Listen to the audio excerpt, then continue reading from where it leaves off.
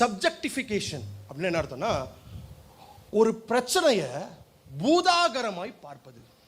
ஹல்லேலூயா. இது நம்ம எல்லாரும் செய்கிற ஒரு பெரிய தப்பு.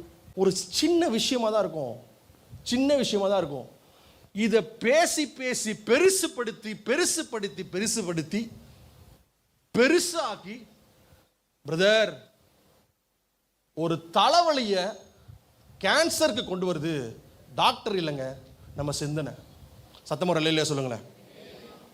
இந்த கூகுளில் நான் நிறைய வாட்டி சொல்லியிருக்கிறேன்.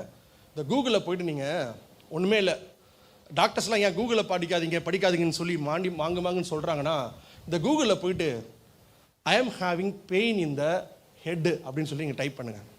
டைப் பண்ண உடனே அது சாதாரண ஒரு $650 போட்டால் சரியாயிடும், சின்ன விஷயம்தான். ஆனால் இந்த கூகுள் என்ன பண்ணும் தெரியுமா, இந்த தலைவலியா எந்த சைடு வலிக்குது, எப்படி வலிக்குது, அப்படி வலிக்குதா, இப்படி வலிக்குதான்னு சொல்லிட்டு சில கேள்விகள்லாம் கேட்கும்.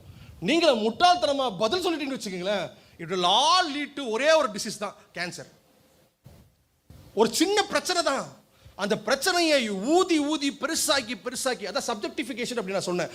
ஏன்னா பிசாசாரன் செய்கிற ஒரு பெரிய தந்திரம் தெரியுமா, ஒரு காரியத்தை உங்க வாழ்க்கையில் அனுமதிச்சு அதை பெருசாக்கி பெருசாக்கி பெருசா காண்பித்து காண்பித்து காண்பித்து அவன் சப்ஜெக்டிஃபை பண்ணுறான். பார்த்தீங்களா, அந்த ஒரே ஒரு காரியம் யோசித்து பாருங்களேன். இங்கே இருக்கிற எல்லாருமே ஒருத்தரை மட்டும் ஃபோக்கஸ் பண்ணி நான் பெருசாக காட்டிட்டுன்னு வச்சுங்களேன், அவங்கள பார்த்தா எனக்கே தெரியாமல் பயம் வந்துடும். இதுதான் சப்ஜெக்டிஃபிகேஷன் செய்கிற ஒரு பெரிய காரியம்.